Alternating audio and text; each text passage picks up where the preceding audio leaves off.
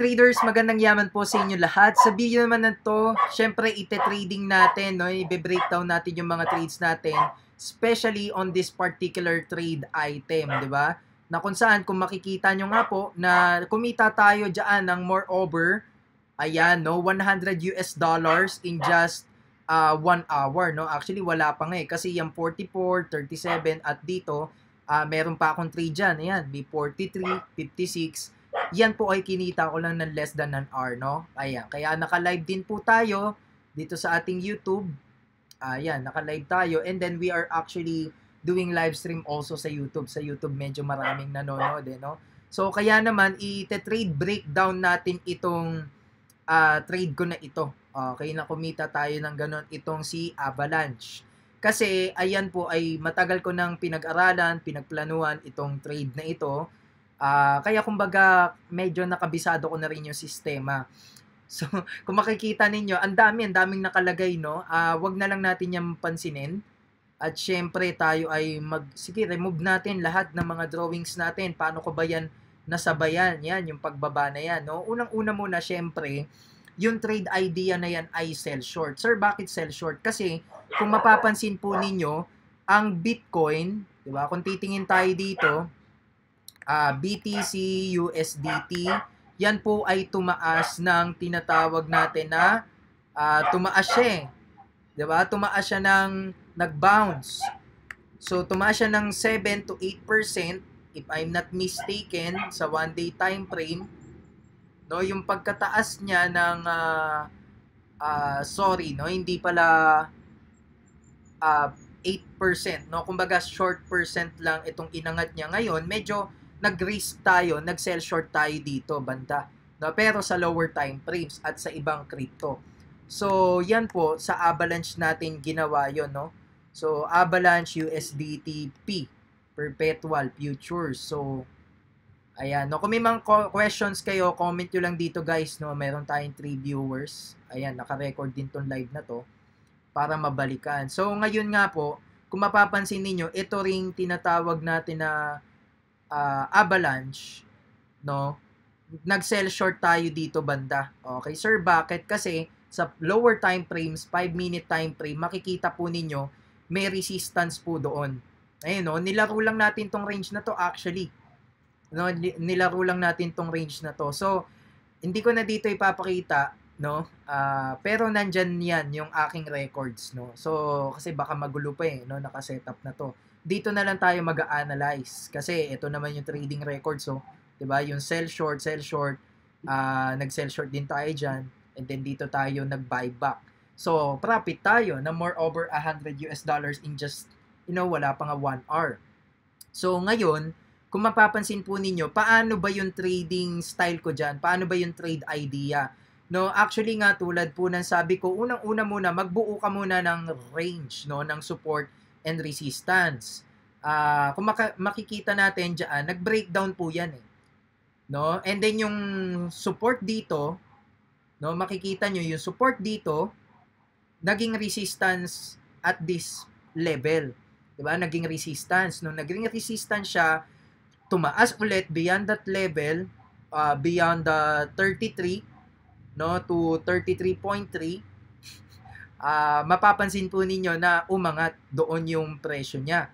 So, ngayon, yung previous resistance niya naman dito, naging support siya. Yun ang pinagbasihan ko po dyan. Okay guys, kung may mga tanong kayo, just comment below, no? So, ang dating niyan is, magkakaroon siya ng panibagong resistance. Pero yung panibagong resistance na yun, actually, malapit-lapit lang din dito sa ginawa niyang previous resistance. Ito yun, di ba? Ito po yun. Kumbaga, nag-overshoot lang ng kaunti at yan, dyan natin inabangan dito somewhere. 'Di ba? Actually yan, nagpanic pa nga ako kanina, konti lang, no? Kasi bakit? Tignan nyo po. Nag-sell short tayo, biglang umangat. Nag-overshoot pa ng kaunti. No? Yan po ay hindi naman tayo sobrang nag-alala kasi bakit? Kita nyo nga po, dito sa drawing natin dito, nasa resistance siya. Ito yan eh. No? At yung nasa resistance siya, banda po dito, ayan na nga, may arrow, nag-sell short tayo, umangat, no? Nagkaroon ng paper loss or unrealized loss, pero no problem. Kasi ganun talaga ang trading. As I've mentioned in my vlogs, no? Yan po ay actually iniintay. Most of the time, hindi po natin kailangan mag-worry. Most of the time, hindi natin kailangan ng intensive, intensive ideology and strategy. Ang kailangan natin intay. Kita nyo po dito, no? Nag-intay lang ako and then bumaba na siya ulit. Bakit? Kasi nga, ang point niyan, pag nag-sell short ka, you make sure that it is already in the resistance or near the resistance level or area. 'Di ba? Kasi nung nag-sell short tayo dito, nasa resistance na rin naman pumasok na Kaya hindi ako masyadong nag-alala diyan, no? So, 'yun ang point natin diyan. Ngayon, yung tuloy-tuloy na pagbaba, kung makikita nyo nga dito sa aking puro tayo short diyan, no? Sell short, sell short, sell short. Puro tayo profits. Kaya kita nyo, nakailang trade din ako diyan. 'Di ba? Ito nga yung trading records natin, no? Kung 'di ba? Tapos ngayon nagko-comment yung mga basher, "Sir, totoo ba 'yan?" Ayan, no? 'Di ba? Ayan, avalanche po 'yan. Avalanche yung mga 'yan. Itong tinetrade natin, ito yung chart niyan kanina, Di pa masyadong bumababa. Parang tanghali pa lang ata nakatutok na ako sa chart. Ayan, avalanche. 'Di ba? May mga analysis na tayo. So, actually, marami pang nangyari diyan. Marami pa akong analyzation diyan.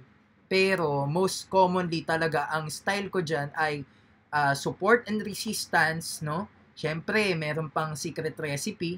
Hindi na secret kasi sinabi ko na sa mga nakaraang vlogs ko na kinukompute ko yung possible retest. 'Di ba? Halimbawa, nag-retest dito, nag-retest doon. Tignan natin yung strategy ko na yun, ha? Tignan natin yung percentage ng retest dito. Actually, hindi retest ang tawag yung pagtaas. 'Di ba? So, around, kung mapapansin nyo po, around 1% yung pagtaas niya bago siya bumaba. So, meaning, ako, no, medyo advanced na ako, nape-predict ko na somehow yung range, no? Not the exact level, pero yung range, no, kung saan ako mag-e-entry ng sell short. So, kaya nga dito, kung mapapansin nyo, ayan, 0.90, almost 1%. So, dapat pala, actually nga, medyo mali nga ako yan nga no? Medyo mali ako ng sell short kasi dapat dito ako nag-sell short. Dito po, sa level na to. Hindi dyan sa may arrow na to. Dapat dito ang entry ko ng sell short. Yung mga swing highs na yan and swing lows. Tama? Diba? Kaya naman kung mapapansin nyo dito, dapat pala dito ako nag-sell short, hindi dito. Ayan, no? Diba? Pero gayon pa man, tama pa rin ako ng entry kasi bakit bumaba pa rin Tama pa rin yung analyzation ko So, most of the time, guys, di ba, pag nag-a-analyze kayo, tama yan. Di ba? Ang namamali lang kasi, minamadali yung bumaba, minamadali yung umakyat. Kaya ang nangyayari, napapabenta kayo nang wala sa oras. Tama po? Yun ang point natin dyan. Kaya tayo, ayan yung mga trading records natin, di ba?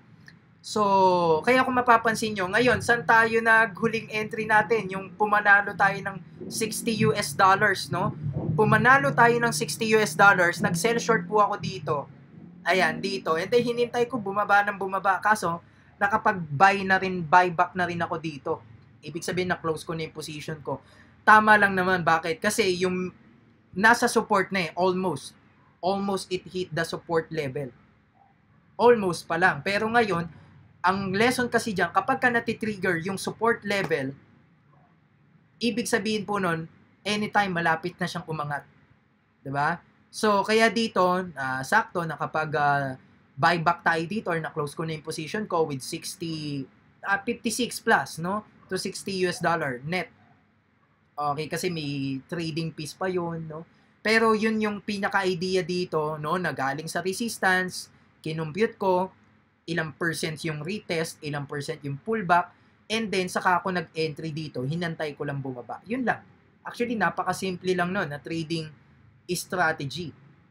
No, napakasimple lang no, na trading ideology. Pero, ano ang mahirap dito? Yung pag-hold. Yung pag-spot ng timing, yung pag-spot ng crypto, madali lang actually. Pero ang mas mahirap, i-hold ko ba to for a profit? No? Or ibebenta ko na, i-close ko na. So, dapat most of the time, naghihintay kayo at kapag okay na kayo sa profits nyo, then, mag-take profit na kayo, di ba? So, ganun lang tumakbo yung trading journey ko na to, no, dito. Ayan nga kanina, naka-record yan, pinipicturean ko, ni-screenshot ko, o yan po, no. Ayan, nakalagay din dito yung mismong live trade na to. Ito po. So, kaya naman yun guys, no, sana marami kayong natutunan. Kumbaga, yan, i-end ko na muna tong recordings na to. So, ayan, no, bakit tayo nag-close na ng position dito? Tignan nyo kung nag-hold pa ako ng sell short, no? Umangat pa. So, yung $60 kong profit na wala pa. 'Di ba? Pero hindi, no? Nagsigurado na tayo diyan, nag-take profit na tayo, nag-close position. And then yun, 'di ba? Kung mapapansin niyo, tumaas na yung pagkakabili natin dito. Or tumaas na yung profits natin dito. 'Di ba? So, yun lang, no? Thank you guys.